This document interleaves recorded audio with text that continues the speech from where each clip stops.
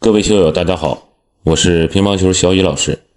今天带给大家雷神两款套胶的评测。亚瑟中国和亚瑟欧洲钻石是雷神品牌的两款旗舰套胶。亚瑟中国采用的是橙红色的蛋糕海绵搭配粘性套胶，亚瑟欧洲钻石采用的是黑色蛋糕海绵搭配色性套胶。两款套胶的海绵厚度都是 2.1 毫米，出厂就自带内能。接下来通过试打，我们共同了解一下它们的性能以及适合人群。今天的试打，我找来了2个校队队员和我一起体验。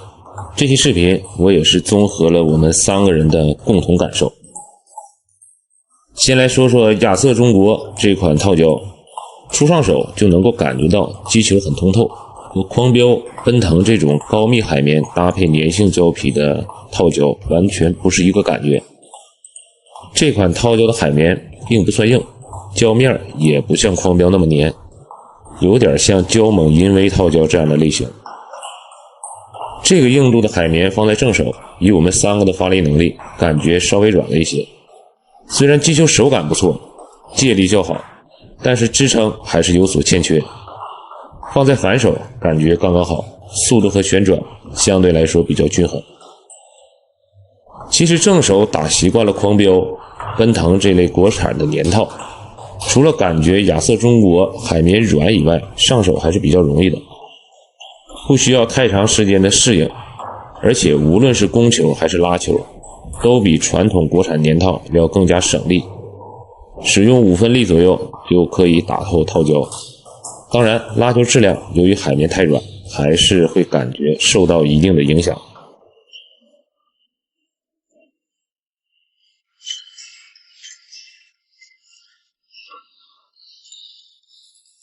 正手拉下旋球，海绵形面大，旋转不错，稳定性也很好。这里边要说明一下，亚瑟中国这款套胶的胶面的粘性虽然摸起来没有传统国产粘套那么强，但是在发球、摆短等依赖胶皮粘性的动作中表现得非常好，能够比较轻松的在小力量下制造旋转。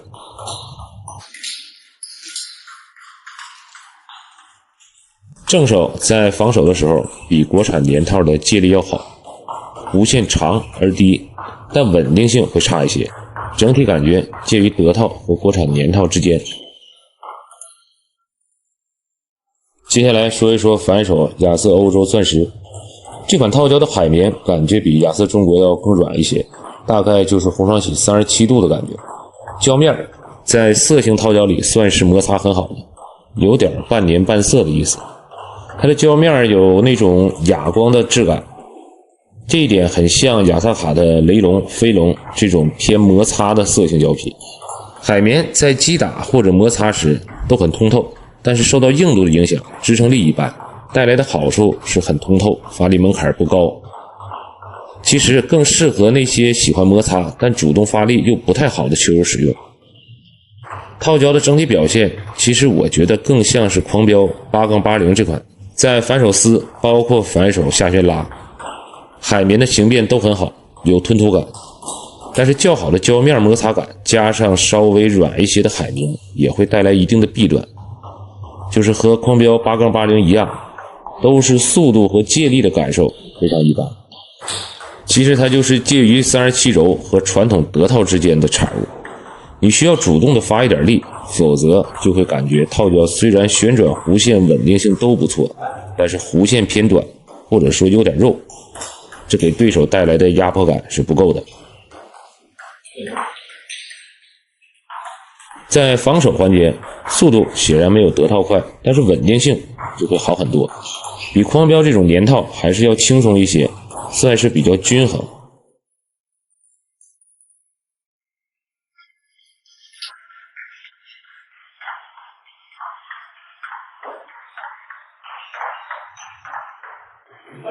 摆短是亚瑟系列2款套胶的强项，可控性非常强，下网和猫高出现的几率极低。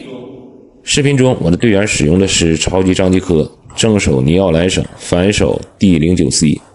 可以看出来，在摆短的时候基本上都是他在失误，其实反手的亚瑟欧洲钻石已经在摆短这个环节接近，甚至是达到了蝴蝶 T05 的水平，这点确实让我很惊喜。最后做一下总结，亚瑟中国这款蛋糕粘性套胶，海绵硬度不高，可作为初中级爱好者打正手使用，也可以作为发力较好的球友反手使用。100元左右的定价，接近胶抹银威的性能表现，而价格只有银威的6折左右。反手亚瑟欧洲钻石，我觉得是对标红双喜狂飙880，整体感觉手感和风格都很类似，适合喜欢摩擦、发力一般又觉得普通狂飙3速度慢这类球友来使用。好，这就是本期的视频，感谢大家的观看，咱们下期再见。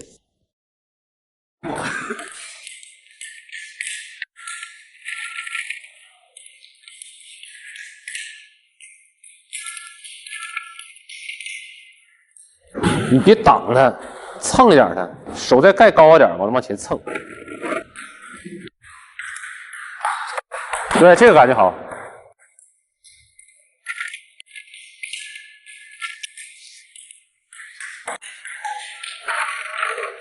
手拿高一点。看完了吗？啊，它刚弹起来你就蹭它，别等它啊，上升期就蹭它。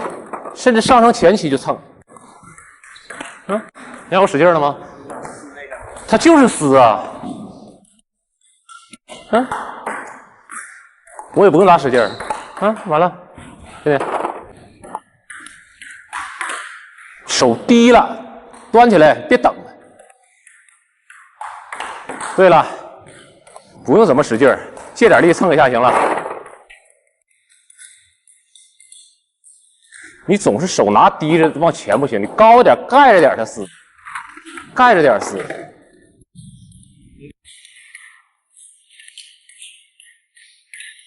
手低，而且等，你别等它上来，它刚弹起来。对，手还是低，在它上面压点的。蹭的皮儿，借他的力，找个相反方向，实战当中基本就得分了。因为你们这互相打，没有说多高的时候，你蹭他一个，他帮他又抡你一个，特别少。他拉高的蹭个相反方向，基本上90%得分了。对，别这么拿上去，手腕带点啊，你起码回来点。蹭他一下，你别直接这么拿上去不行，那有点贴了。总不要这个，不要这个感觉，这个感觉，端起来这个感觉，别这个，你别加弧线呢。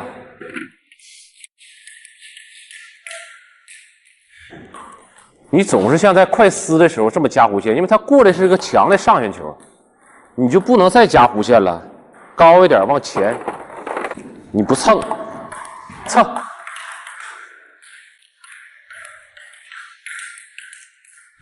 不用特别那种爆撕，不用那个。对，够了。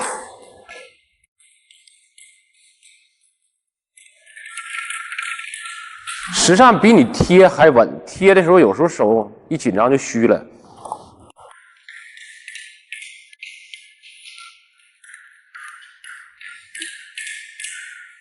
你现在还是不要有意识的我去做短弧线。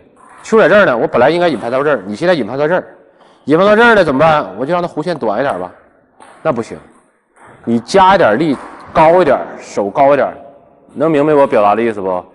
你别通过我碰它来个短弧线不出界，实际本来你这个出手的角度已经高了，但是你还让它这么走，你让它平一点，这么去撕它，加点摩擦，手端起来。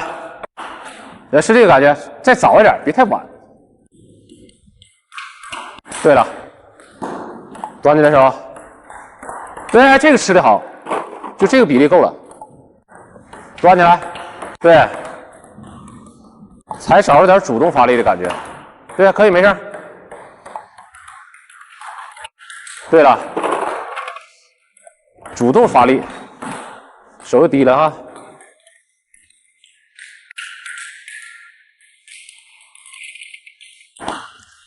是不是等的多了？往前引啊，手高点。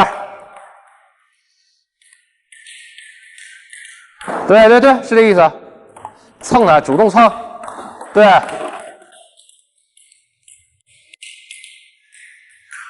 你大胆的去蹭它，没事儿。对，越不发力越吃转。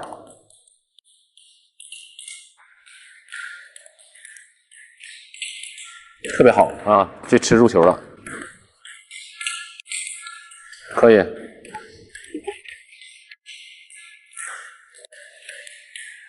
盖住它，高点，别怕下网。对，施奥德战锤 Li 999，这是施奥德目前市场版本中建议零售价最高的一款旗舰产品。战锤一共分为2个版本，一个是战锤3，市场价格大概在400多元。另一个就是战锤 Li 999，市场价大约在1000元左右。二者的结构完全一样，我猜测定位的差别就像蝴蝶的维斯和金标维斯一样。说回战锤 Li 999，基于它的市场定价，终究会是一款小众产品，相信只有施奥德的铁粉才会有可能尝试一下。首先要声明一下，这款底板我这仅此一支，你想买我这也没有。视频也不是厂商要求拍摄的，所以试打的感受没有任何的倾向，完全就是我的主观感受。其实这只底板到我手里应该有20多天了，视频的拍摄在10几天前就已经完成。之所以拖更这么久才完成了配音，主要是视频里搭配的2面729奔腾国套，正手40度，反手38度，都是粘性套胶。这和大部分业余球友的使用习惯确实有点不同，因为大部分球友正手都习惯于粘套，反手习惯于色套。所以今天的反手，我特意贴了一张新的蝴蝶 T19，看看会不会带来什么不同的感受。正手对攻环节手感非常扎实，由于搭配的是扣头面材，所以出球速度比绝大多数内置底板都要更快一些。战锤的结构其实和红双喜301是一样的，这里边就一起对比一下。红双喜市场版的301字母，包括官方数字再到国家队数字，我都是打过的。整体感觉，战锤 Li 999比全部版本的301都要更加硬挺一些。这里说2个小细节，战锤 Li 999的手柄是比301要更粗一点，重心也没有301那么靠前。在正手拉球环节，由于整体硬度更高，所以整个底板是有一定的发力门槛的，对于力量一般的球友来说并不算友好。当你能拉脱底板以后，速度比301更快，弧线更加低平，出球质量也要更顶，逼迫对手防守时要稍往后退一点。拉球的手感反馈并不差，能够做到手上比较有数。从拉球的整体质量来看，肯定是比字母301要更高一些。和数字301相比，战锤的速度更快，落点更深，而数字301的持球感会更好，旋转也会更强。反手方面，搭配奔腾国套38度，并不会感觉很肉，速度虽然没有色套快，但依然可以接受。粘性套胶能够给反手带来更好的摩擦感觉，更好的弧线，更高的命中率，而且在发大力快撕拉球时也能够给到足够的支撑。如果换上蝴蝶 T19， 就像变了一只底板一样，赋予了球拍更强的爆率属性，速度更加快，落点更加深，声音也更加洪亮，发力门槛也会有所降低。另外，对于正手拉球的通过性也有一定的帮助。底板的底劲算是一大亮点，在搭配2面奔腾国套时，天花板极高。在试打过我这支底板的5、6个人当中，都给出了很高的评价。对于多数不到2000分的球友来说，相信你们几乎摸不到上限。支撑和底劲在同价位产品中处于一流水平，也超越了301的各个版本。再来说一说底板的稳定性。当搭配2面奔腾国套时，稳定性会明显比反手换成 T19要强。如果根据大多数球友的使用习惯，正手粘套，反手色套，我建议可以适当的降低一下套胶的硬度，一来可以获得更好的持久感，二来也可以提高一定的稳定性。以我使用的惯油 T19来看，防守的弧线很长，借力很好，在刚开始顶大板的时候很容易出界，需要适应一段时间才行。反手拉下旋，在高调的时候命中率可以接受当下旋冲的时候容错率就要稍微低一点了，对于动作的要求比较高，稍微不注意就容易失误。但是使用奔腾国套的时候情况就会好很多，这里就要看你个人的取舍了。最后做一下总结，作为施奥德市场版最贵的底板，整体产品力还是毋庸置疑的。就像它的战锤名字一样，确实有一定的暴力属性。它的整体风格就是嘉应版本的数字301，牺牲了一定的稳定性，换来了更快的击球速度和更大的底劲儿。战锤 LI 9991000元的售价，销量自然不会太好，但经过这么多天的体验，虽然品牌影响力不如红双喜，但是产品力确实已经超越了字母301，和数字301的性能也可以说在伯仲之间。好，这就是本期的视频，感谢大家的观看，咱们下期再见。各位球友大家好，这一期我们来对比评测一下4款产品，分别是红双喜的狂飙3、尼奥成省、尼奥蓝省和729奔腾系列的国特助与国套蓝海绵。这4款产品都采用的是高密海绵加上粘性套胶，从手感上呢略有点相近，但又不完全相同。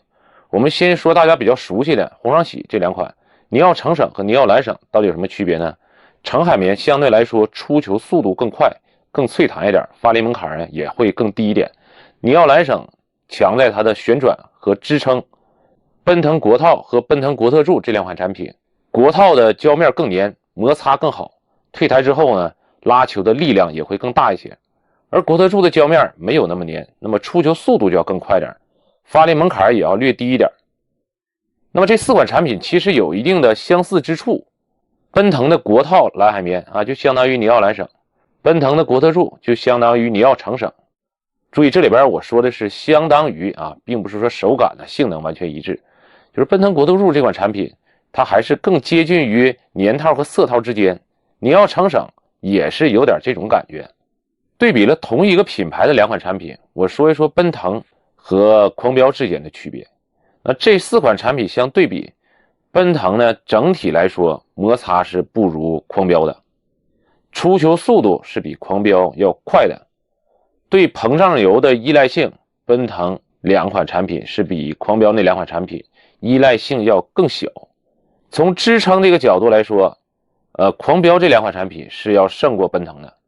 所以说从性能的对比上来看，这2个品牌还是有一定的定位上的差别。那么我们业余爱好者在选择的时候，不仅要看一下它的性能，还要看看它的这个使用和维护的成本。在维护成本方面，狂飙是肯定要比奔腾系列更不耐造。这个不耐造呢，只是更容易氧化。这个胶面狂飙非常容易滑，稍微不注意就看着这个表面是斑斑点点。虽然说不会太影响性能，但至少呢我们看起来比较难受，而且你在出二手胶皮的时候也会受到很大的影响。那奔腾这2款套胶相对来说就更耐造一点，不易氧化，也比较好保存。另外一个就是对膨胀油的依赖性要远低于狂飙。所以说这2个品牌的产品，懒人呢更推荐于奔腾如果你喜欢折腾板子比较少，这种呢更推荐于狂飙。后台经常有人问老师，你这个拍子怎么都不用狂飙，为什么老用奔腾呢？国套国特助的主要原因并不是说奔腾国套国特助在性能上超越了尼奥蓝省尼奥成省，是因为它在后期的维护上更加的省事。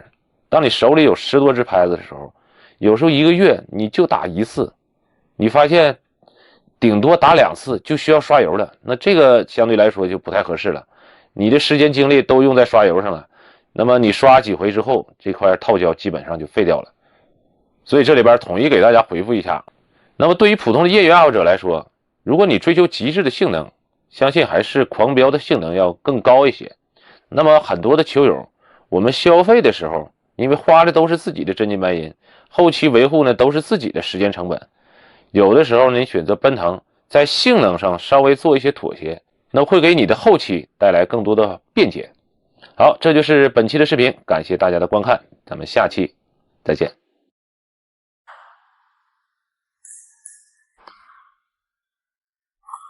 下蹲砍式发球啊，身体是正对球台，因为它可以利用我们身体重心向下的力，帮助把球发转，发出更有质量。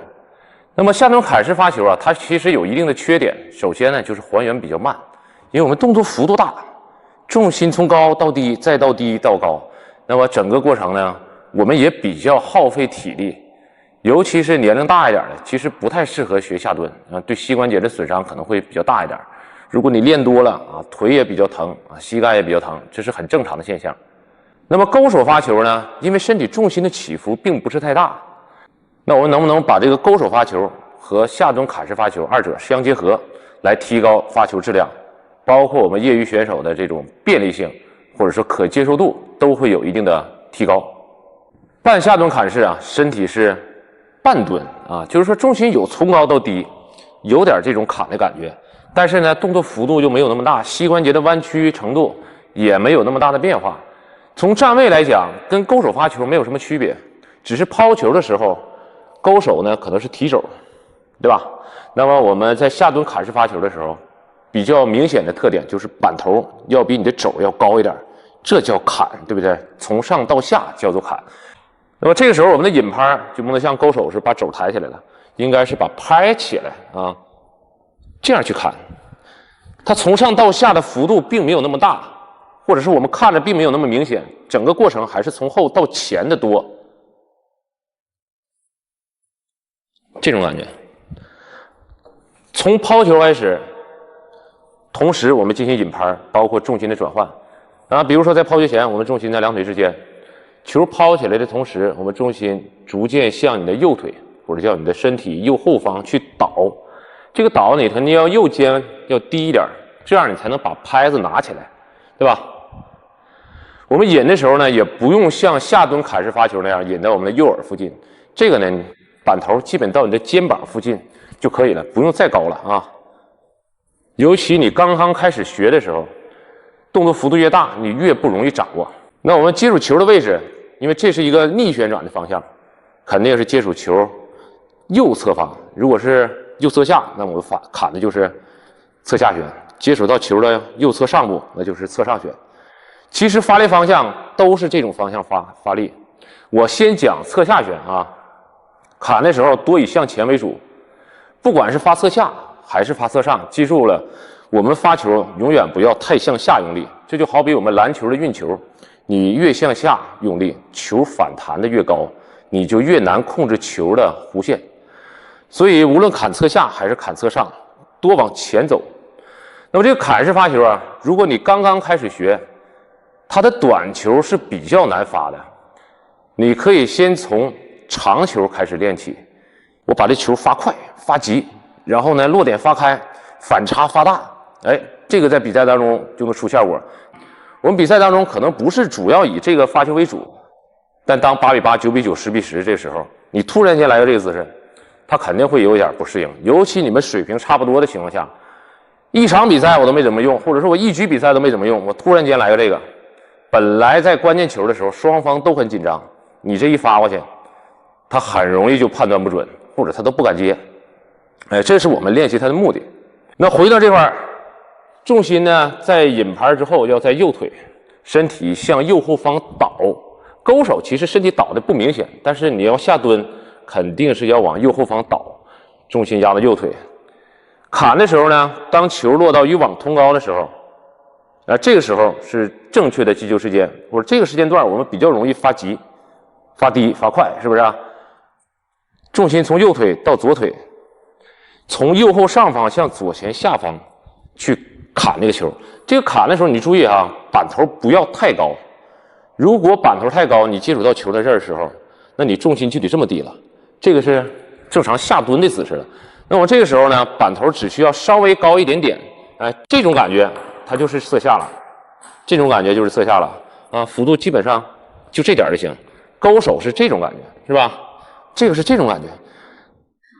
那这种感觉我说一下，或者说我描述一下，这个手其实是有说法的啊。在引拍的时候，球拍要松一点，你能让这个球拍的拍尖在你的虎口处比较容易的，咱们讲叫晃动啊。出手的时候，它有一个明显抓板，往前下方去砍这一下，哎，这种感觉抓板的同时，让这个拍柄向你这处靠，那这样拍头自然就向前了，哎，这种感觉。像你拿菜刀，我们切菜的时候，其实手腕也会或多或少，我叫什么叫震颤啊？这个动作叫震颤。那这一样啊，这种感觉，这种幅度呢，因人而异吧。你开始的时候可能幅度不要太大，否则你不太容易控制拍型。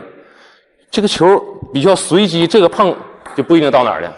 在你能控制的范围之内，你要有加上手指手腕啊。这个手指啊，3、4、5指向里边拨，啊，向你这个手掌往这个方向去拨，然后加上手腕向前下方发力，哎，这个力就比较大了。说起来呢，其实是比较容易，主要呢我们要掌握正确的击球时间啊，太早太晚都不好。然后合力点，你能合到你的身体前面，在你的肚脐附近，高度其实也跟肚脐附近差不多，就这高度啊。这样去砍，你要是发快，再来一个，啊，这是侧下，它还是这样。你说这勾手跟它不一样吗？勾手是这样啊，看清了吗？勾手是这个方向，这个是有点这个方向。砍嘛，由后到前，由上到下。说完了侧下，我们说是侧上，接触球的位置，右侧上方，接触拍的位置，我觉得还是球拍的左上角，只是说侧上是这个方向。侧下是这个方向啊，那么你想发侧上越上，想发侧下越下，它的隐蔽性显然是越来越不好，但是反差会越大。那么比赛当中你要衡量好啊，我这动作要想做到一致性，那你反差就没有那么明显。我都以侧旋为主，还是啊，我加点上，我加点下，他只要判断错了啊，就必失无疑。所以我们发侧上的时候，大家看一下啊，也是这样砍啊。这是侧上，身体往后倒，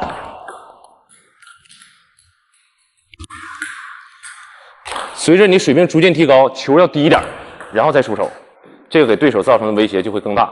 比赛当中你能发出3条线，哪3条线呢？反手击长，正手击长，加上中路偏正手的追身，这3个点发好了之后，那么在关键球的时候，尤其你之前没有用这套发球，突然间用一下，如果水平相当，我觉得大部分的机会啊。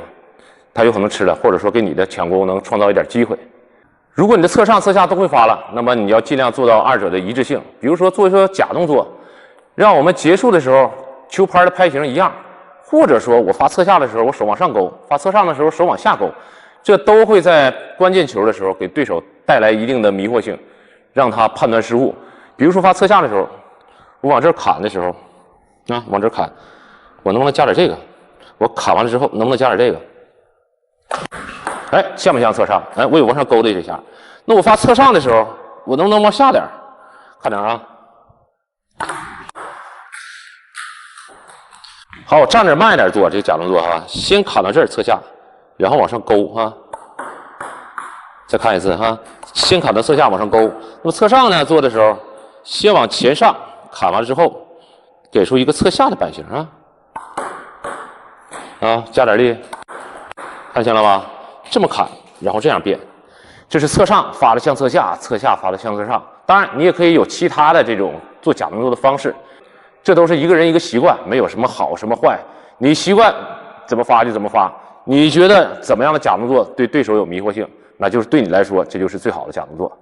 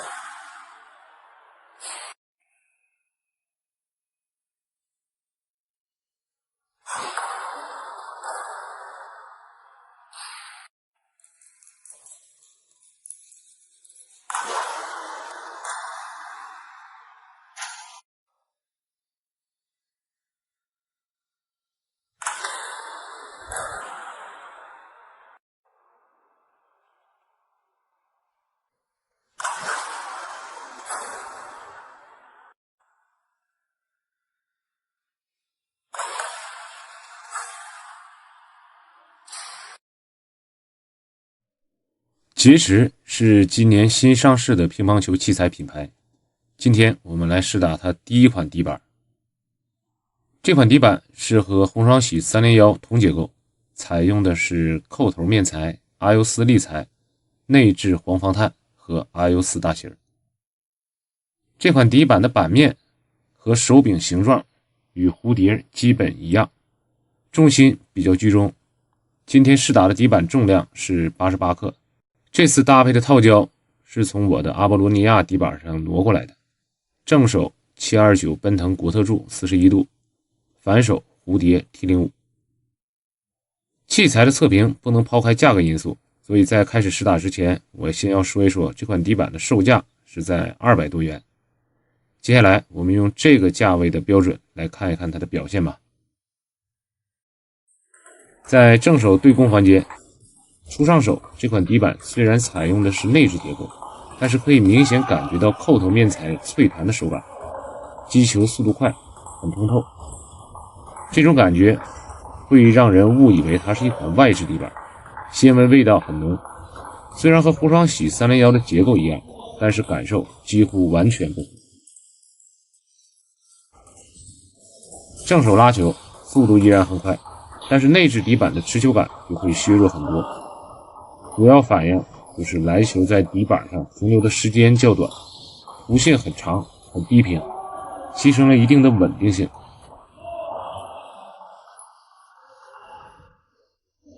反手攻球搭配上 T05 更加脆弹，这应该是我最近打过的球速最快的内置底板，每一次出球都非常的干净利落，毫不拖泥带水。这种非常接近外置的手感，不由得让我仔细观察了一下它的结构。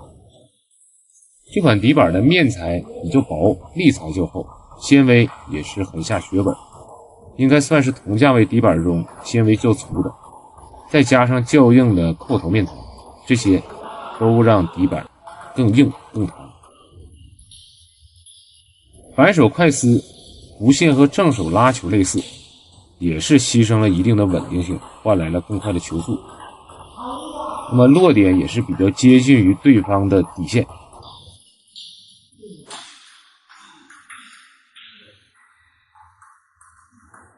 在正反手下旋拉以及衔接环节，其实拉高吊的容错性还是可以的，旋转并不算弱，命中率也完全可以接受。在第200发力时，有一种外置底板硬弹的速度感，如果机会好发上力以后，它是能制造不错的旋转，而且底劲在同价位当中也能算是中上水平。不过它在容错性方面肯定会吃一些亏，所以说这是一款特点非常鲜明的内置板。在防守环节，手感比较脆弹，防守弧线依然很长，这种感觉其实在我打过的众多内置底板中并不多见。优点是借力好，能够给对手较强的压力，缺点还是手上缺乏安全感，容易造成失误。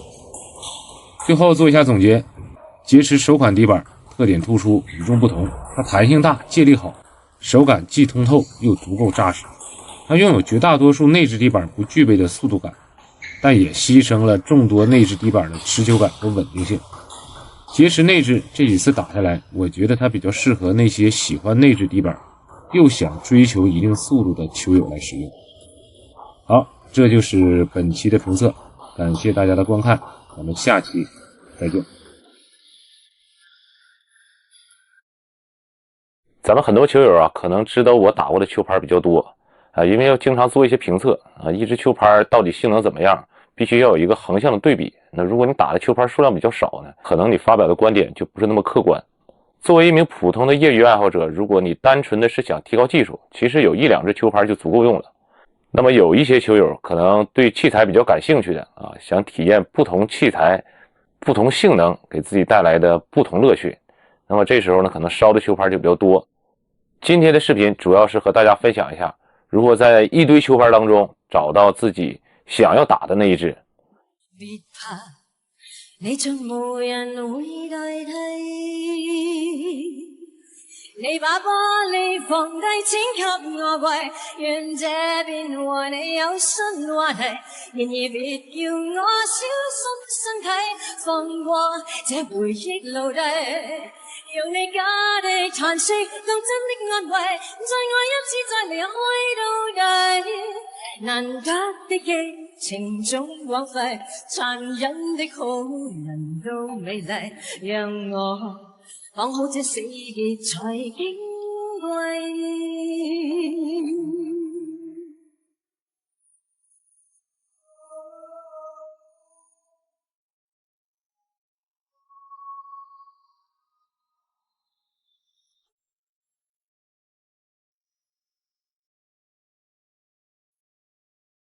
那么最近啊，勾手和逆旋转其实比赛当中见的越来越多。那么很多的业余球友，第一不会看，第二呢就认为这个发球多少有点遮挡。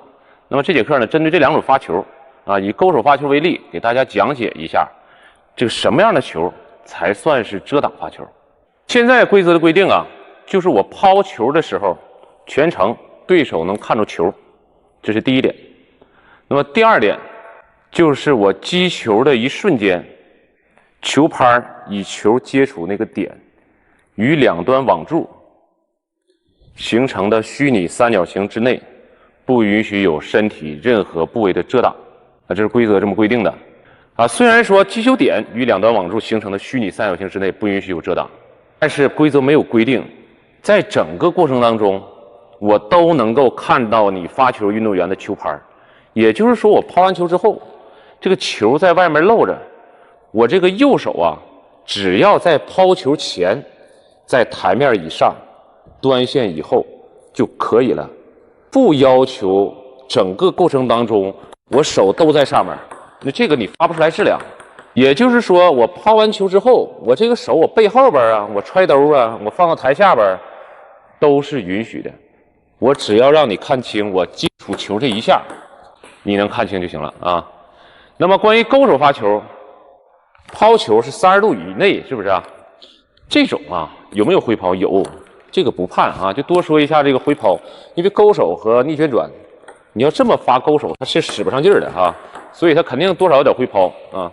这种角度，包括有的时候发高抛了，你还说人家你看不出来，就说人家这个挥抛，你看不着球，看不着发球的动作，就判断人家遮挡。那接着说遮挡这个动作哈，因为你抛的时候啊，他肯定往怀里，肯定有这种感觉。那我接触球的时候，如果这手不放下，这个是遮挡，那没有问题。我挥抛之后，因为击球点在我身体的怀里啊，基本上是你右边的腋下了，都有点，这个勾手容易发转，而且你抛的呀越挥抛啊，越向里抛，这个合力会越好。这是从发的角度来讲，因为乒乓球是有规则的，所以不允许这么抛。那我们在规则允许的范围内，它肯定是尽量的钻这个空子啊，我就在你这个边缘，哎，你判还判不了我，对吧？那我们很多的球友总是在感觉这个球拍在这儿就是遮挡，这个不对哈。就是说球拍与球接触那一瞬间，你比如说，哎，我手拿上去了，我身体让出来了，哎，这就已经不算遮挡。再看一下啊，那这种就肯定不算遮挡了。尽管我在发球前引拍的动作，包括接触球前那一瞬间，你看不到我球拍。也就是说，你看不到我发球的动作，不叫遮挡，你只是看不到我球拍接触球的那一瞬间，哎，这个点叫做遮挡。那么整个过程当中，球露在外边没有问题，是不是啊？我拍呢，在这一个瞬间你能看到就可以了，就是规则允许范围之内的了。那么因为咱们打的很多都是业余的比赛，包括一些专业队的比赛，当裁判员一边一个的时候，他从那个角度也不是特别容易判断出来你这个球拍与球接触的那一瞬间是否存在着遮挡的问题。这个勾手发球就是左手对右手的时候威胁特别大，你不太容易看清啊。那我在左手视角再感受一下。那如果我们发斜线，因为身体你对着是斜线的方向，身体转动的范围没有那么大，很容易你的肩或者你这个上臂就挡住了击球点。那这个时候呢，如果你想发的标准一点，那你手要拿下来，尽快的拿下来，否则肯定遮挡啊。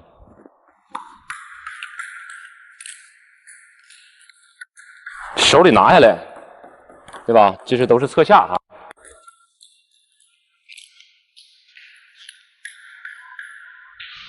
最后做一下总结，实战当中我们判断它是否进行遮挡了，主要是看球拍与球接触的那一瞬间是否存在着遮挡的现象。这个勾手发球，包括逆旋转发球，它在引拍的时候，接发球方是不可能看到的，因为我们发的时候手是向后引拍。你要说全程能看着我球拍，这个不太现实。比赛当中，或者是我们看比赛的时候，咱们有的业余球友判断不出来对方发的是勾手侧下还是侧上，因为他看不着发球的动作。那么看不清动作，不意味着看不清球。只要整个过程当中球露在外边了，那你击球点就一定是露在外边的。好，这就是本期的视频，感谢大家的观看，咱们下期再见。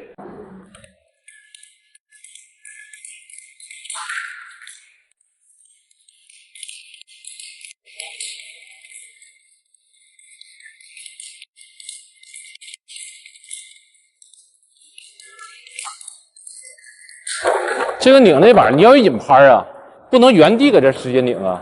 你现在手拿起来，你要么是侧拧，你往下点，对不对？你要不是正拧，往后点，你这要有啊。对，对，找点，这球有点短，是不是？对，还是高点或者下降前期去拧，别找。对，这吃的就比较好了。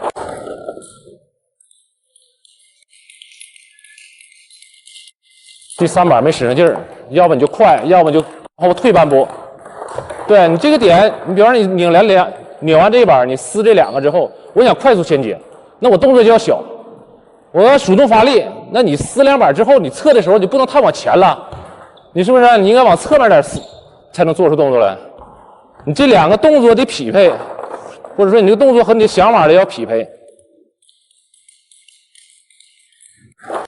短。不要先准备，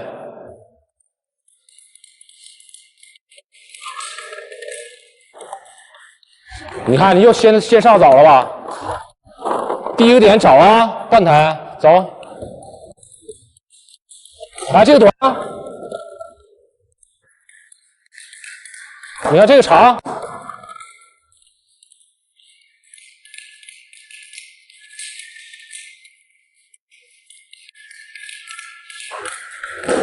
还可以，球这么短还搁这儿呢，你先看准球再上，不能等着我发。哎，又找不着点了。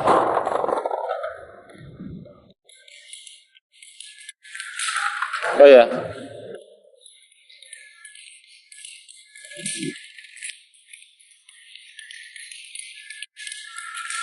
找点啊。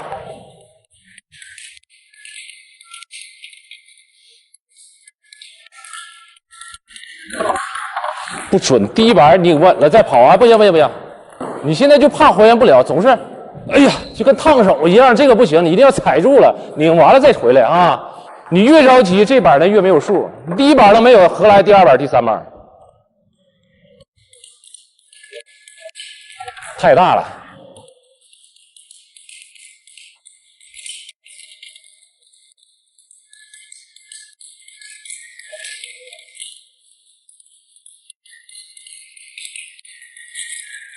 太狠了！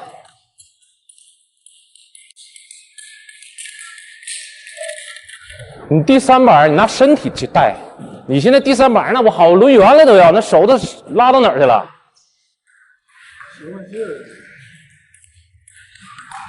小点动作，哎，对，可以，可以可以。哎，你这第3板拉直线这边试试啊。对。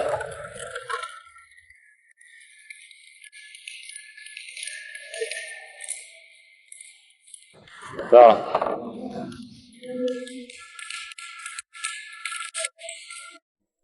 施奥德凤凰这款底板，现在是施奥德品牌的旗舰产品，但接近1000元的售价，相信销量应该不会太好。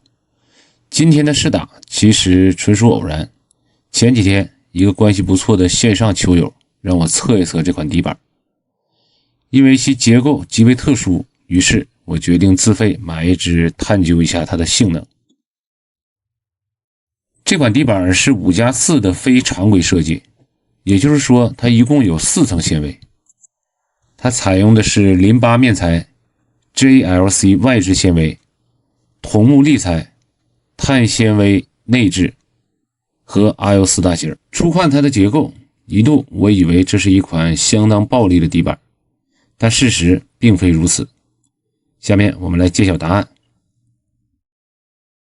在正手对攻的环节，感觉底板的面材很软，加上外置 JLC 纤维的加持，手感通透，速度很快。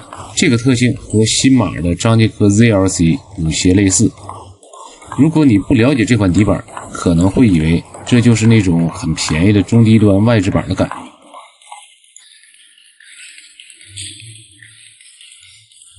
正手拉球，在中等力量下持球好，旋转强，但是力量真的感觉很一般。随着撞击比例的增加，拉透底板以后，由于内置碳素的加入，使得底板的底劲有了2次爆发。这就像涡轮增压的发动机一样，瞬间感觉力量十足。毫不夸张地说，虽然它的售价接近1000元，但是在这个价位，甚至再高200-300的底板，底劲都很难与它相抗衡。这种感觉通过2名校队队员的试打也得到了同样的验证。不过这种底劲需要有足够的发力能力才能够发挥出来。如果你的力量一般，很可能会感觉这就是一款中端甚至中低端外置板的水平。反手攻球，由于使用的蛋糕色性胶皮，发力门槛会比正手相对来说更低一点。这款挺拔的量子子在保证速度的前提下，比变革系列更加持球，旋转和弧线表现也会更好，尤其是在上旋相式中稳中带凶，手上比较有数，而且声音会比蝴蝶这种日套好听得多。反手丝包括反手的上旋拉、海绵形变大、持球深，手感通透，比蝴蝶同价位的罗泽纳综合性能要更强。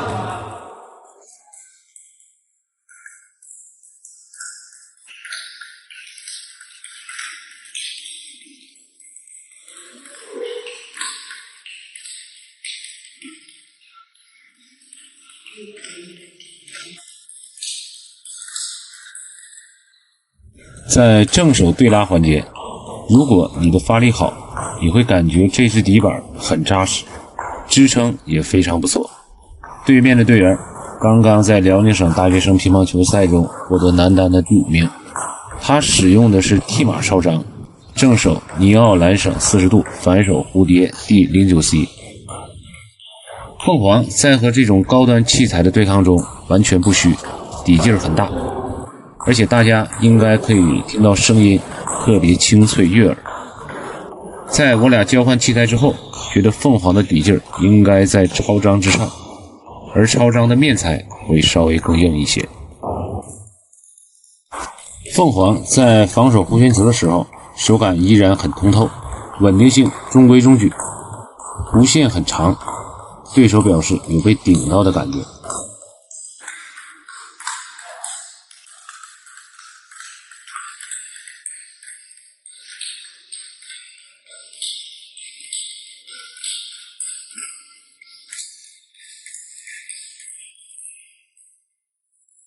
反手下旋拉搭配量子子的凤凰底板，即使在薄摩擦时也没有出现打滑或者吃不出球的情况，说明底板的整体形变以及套胶的咬球感都相当不错。在下一板上旋快丝衔接环节，从单板质量、弧线、稳定性到击球的声音都表现得非常亮眼。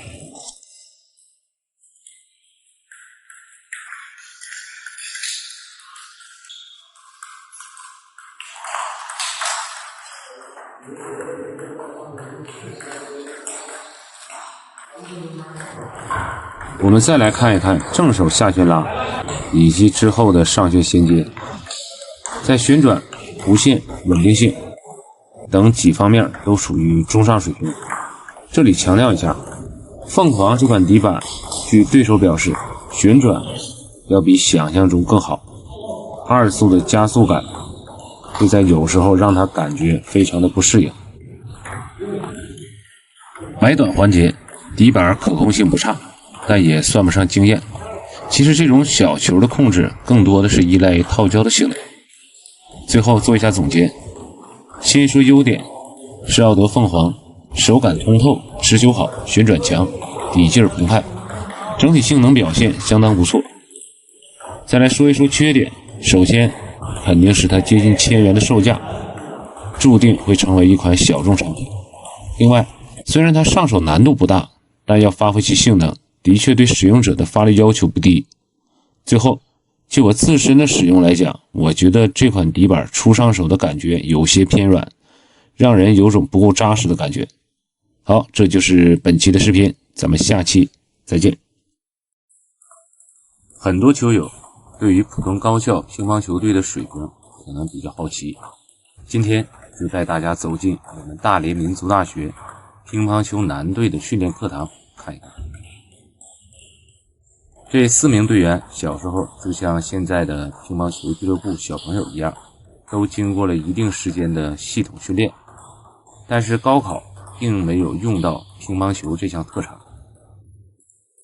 由于这3年受到疫情影响，并没有举办什么大型的乒乓球比赛，我猜测他们的整体实力现在基本处于辽宁省高校非高水平组里的中等偏上一点点。接下来让我们看一看他们究竟使用的什么乒乓球装备。